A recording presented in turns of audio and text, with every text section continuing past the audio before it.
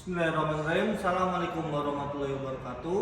Waalaikumsalam warahmatullahi wabarakatuh. Kita dari kelompok 1 dengan judul Pengertian Lingkungan dan Kajian Manajemen Industri.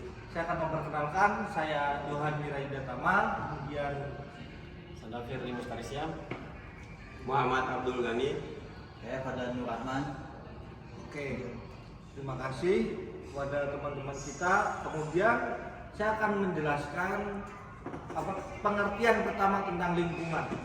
Jadi yang lingkungan ini dapat diartikan sebagai segala sesuatu yang ada di sekitar makhluk hidup yang ada mempengaruhi kehidupan dan kelangsungan. Dan kemudian lingkungan bisa dibedakan menjadi dua, lingkungan alam dan lingkungan buatan. Coba saya minta pendapat tentang sadar lingkungan alam itu seperti apa sih? Lingkungan alam itu seperti komponen yang ada secara alami tanpa campur tangan manusia, seperti sungai, gunung, hutan, dan laut. Oke, terima kasih. Seperti sungai, gunung, hutan, dan laut. Kemudian ada juga lingkungan buatan. Nah, lingkungan buatan coba bisa secara pandangan seperti apa sih pengertiannya? Lingkungan buatan itu komponen yang dibuat oleh campur tangan manusia. Seperti contohnya adalah pabrik, gedung, jalan tol, itu aja. Nah, terima kasih. Sedangkan lingkungan ini memerankan sangat penting ya dalam kelangsungan hidup, makhluk hidup, karena perubahan dalam lingkungan dapat mempengaruhi kualitas hidup dan perkembangan suatu spesies termasuk manusia. Dan kemudian secara spesifik lingkungan manajemen. Nah, lingkungan manajemen industri ini merujuk pada berbagai faktor internal dan eksternal. Jadi lingkungan faktor internal itu seperti apa yang dimaksud lingkungan faktor internal? Untuk faktor internal itu sendiri terdapat 4 poin. Yang pertama itu struktur organisasi perusahaan tersebut. Yang di dalam perusahaan itu untuk menentukan pembagian kerja dan tanggung jawab. Untuk poin yang kedua yaitu budaya perusahaan tersebut.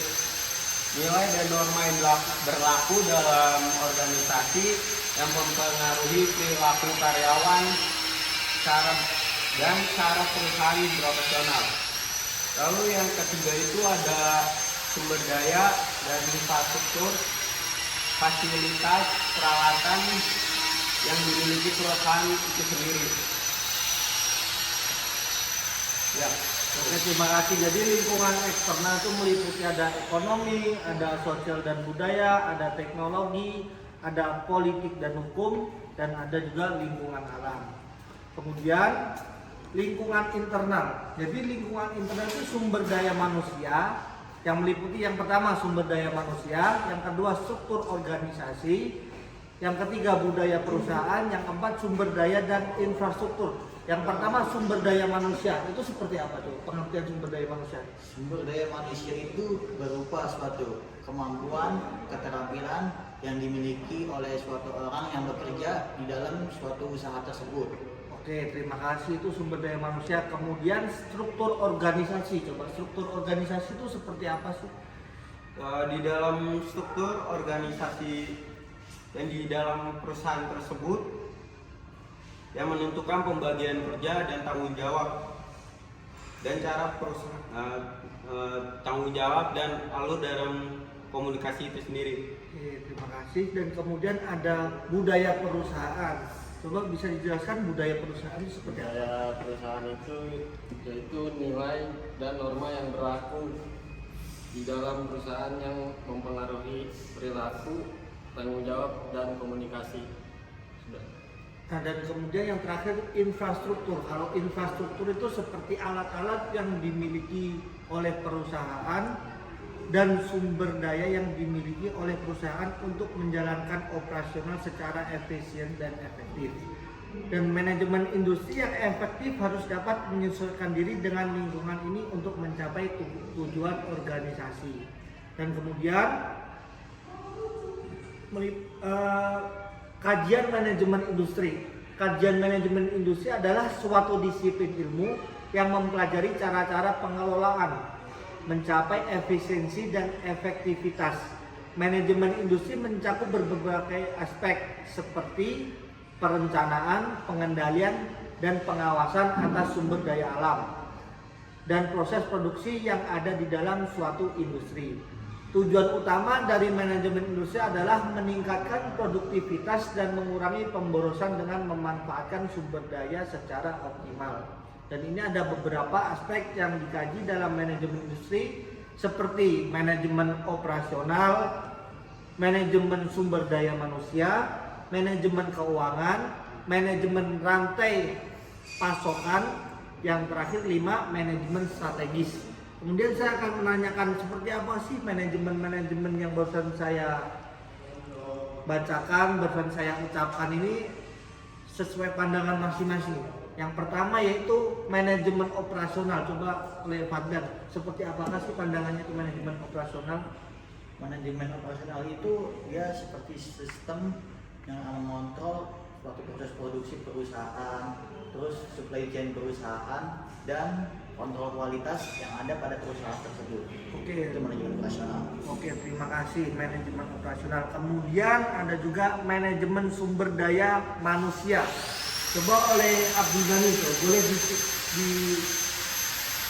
saya pandangan boleh dikatakan seperti apa? Untuk manajemen sumber daya manusia mencakup perencanaan dan pengembangan tenaga kerja yang kompeten. Oke, terima kasih. Dan kemudian yang ketiga yaitu ada manajemen keuangan. Manajemen keuangan itu bisa meliputi segala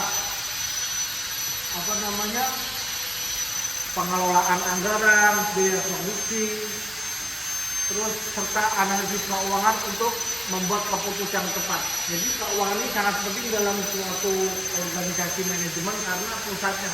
Kita akan melakukan apapun itu kalau tidak ada yang namanya pengelolaan anggaran, kita sulit untuk berjalan untuk melakukan suatu operasional. Kemudian yang keempat ada manajemen rantai pasokan. Coba boleh kadang. Untuk manajemen rantai pasokan sendiri yaitu mengelola hubungan antara pemasok, produsen, dan konsumen untuk memastikan kelancaran aliran barang dan jasa.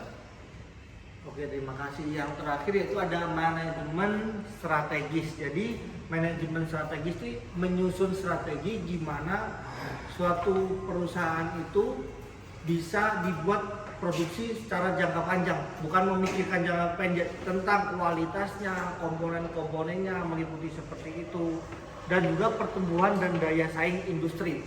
Jadi menganalisis setiap pembuatan produksi seperti apa, bisa menjadi jangka panjang, diaplikasikan jangka panjang seperti apa, jadi diliputkan dalam manajemen strategis. Oke, secara keseluruhan kajian manajemen industri bertujuan untuk menciptakan sistem yang efisien, mengoptimalkan penggunaan sumber daya, serta meningkatkan daya saing dan profitabilitas perusahaan industri. Cukup sekian, itu dari kelompok kita yang berjudul Pengertian Lingkungan dan Kajian Manajemen Industri. Syukran, wabillahi taufiq wal hidayah. Assalamualaikum warahmatullahi wabarakatuh.